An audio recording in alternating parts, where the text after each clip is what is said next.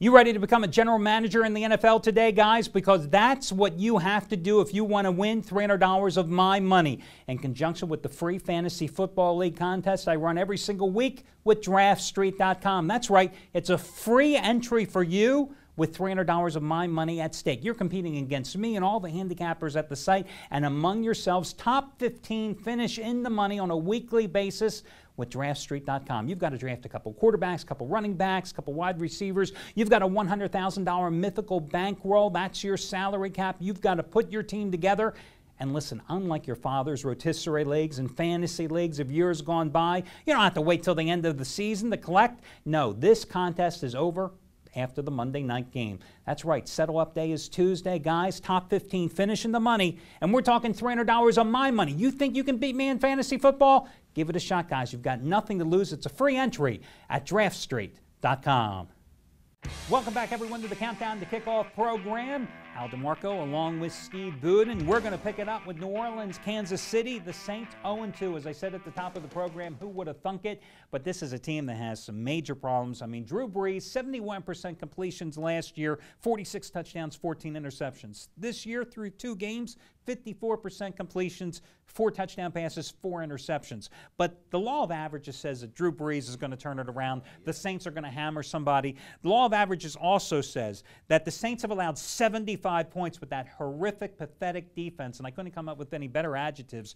The law of averages says the Saints aren't getting any better defensively week after week. You know, I had a theory going into week 2. I called it the theory of relativity, and that is that any elite team that lost in week 1, I thought would have relatively no chance of losing in week 2. True with the Packers, true with the Steelers, true with the Giants. Not when we talk about the Saints. Obviously, they give up 35 points to Carolina. They go 0-2 for me, Al.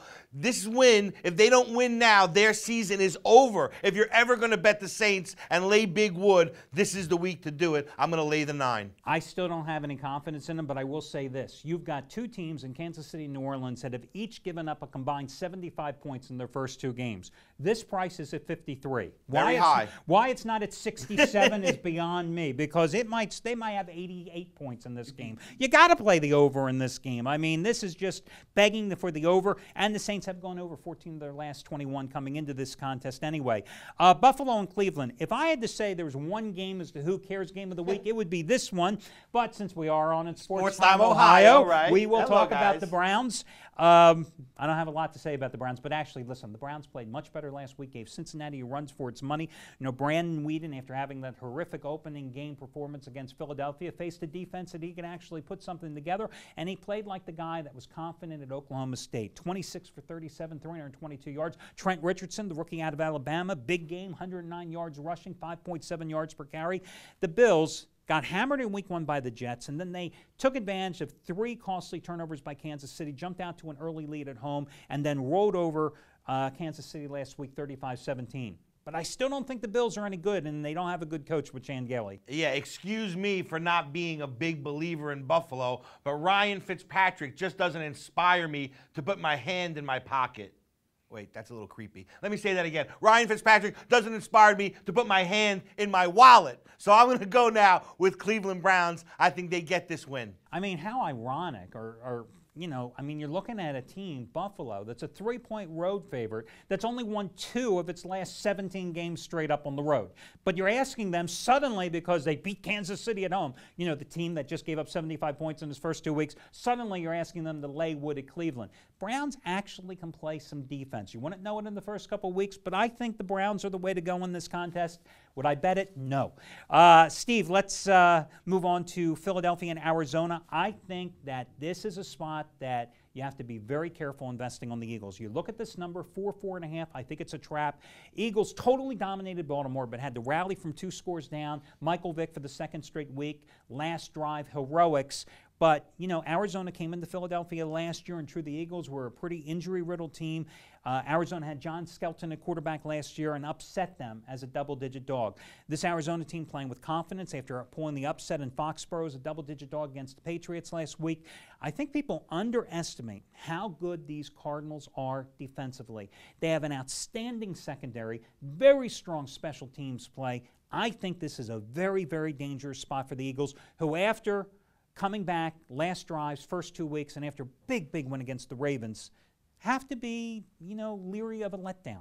Yeah, and, I think obviously Arizona goes into New England as the 14-point underdog, gets the win, and everybody I'm talking to says just what you say, that this week getting the 4 against Philadelphia looks like a great spot for Arizona. I think the dangerous team is actually the Eagles. This is a team that hasn't played good ball yet. They've won their first 2 games. That's a stark difference from last year, playing just good enough to win. And when you look at them beat a team like Baltimore, this is a playoff game, Philly against Baltimore.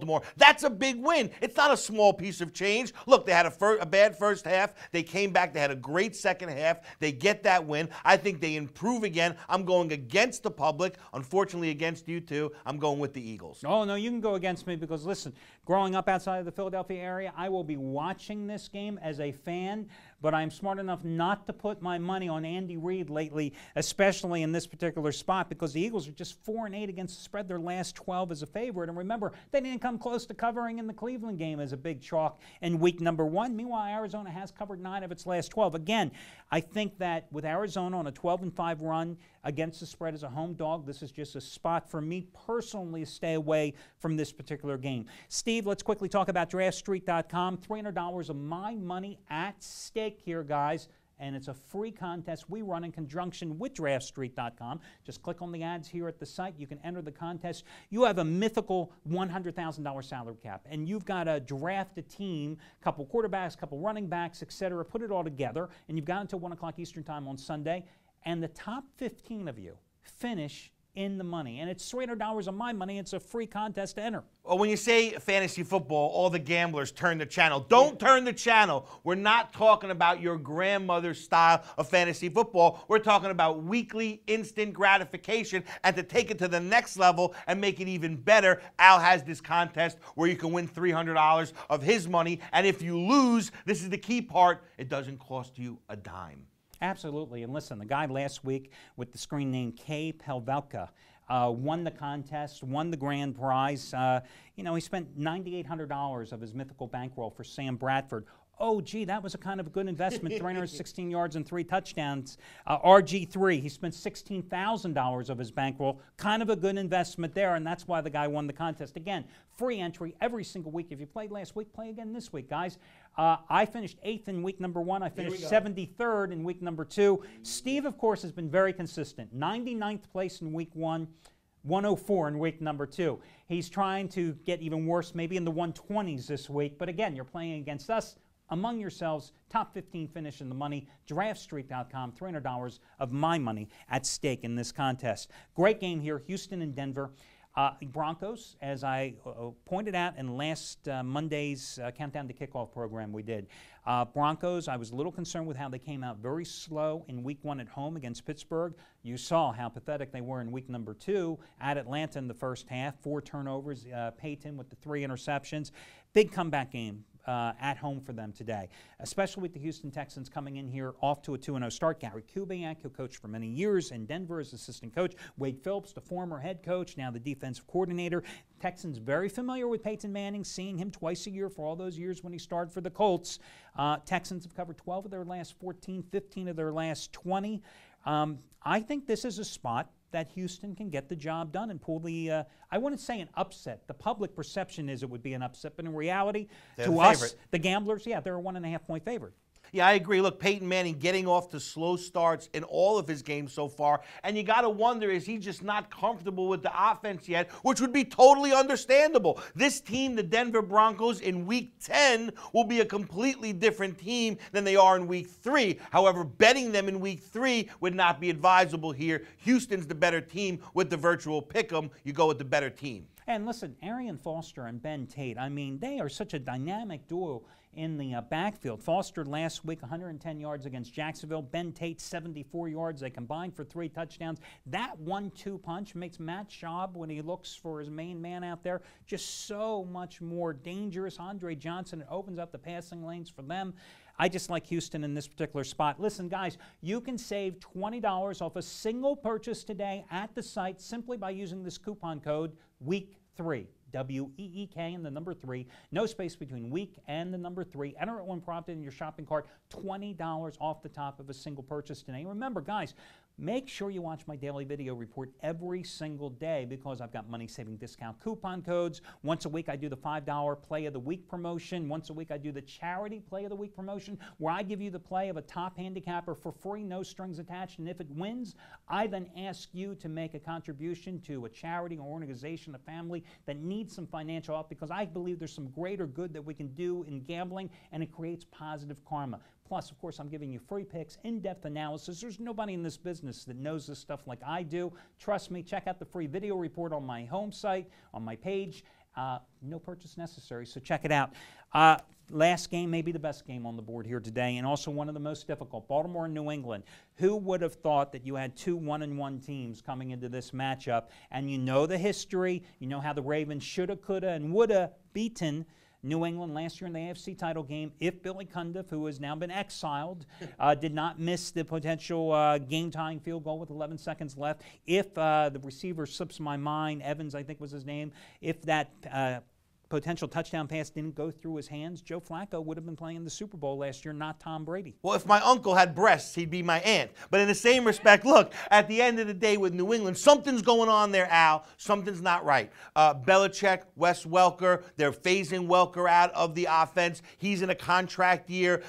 One thing Bill Belichick hates to do is pay players too much. So at the end of the day with Welker, that's someone with a new contract comes up. They'll be paying him based on what he did in the past instead of what he can do for the future. This is a big distraction for New England. I'm going against them. I'm going with Baltimore. Well, but let me just point out, playing devil's advocate, I think the Patriots last week were in a sandwich game coming off the easy road win at Tennessee, looking ahead to this game, and Arizona caught them flat-footed.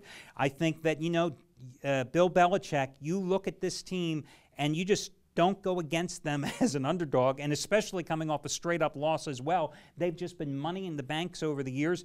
I watched that Baltimore game last week. This is not the Ravens defense of years gone by. They have gotten old. They didn't put any type of pass rush on Michael Vick. Well, they held on for dear life for the cover. I mean, they had a great first half, and the second half was all about holding on for dear life. Barely got the cover. Yeah, but you gave up 485 yards in that game. Listen, guys, I'm not going to tell you which side I like. It's my best bet on the entire weekend.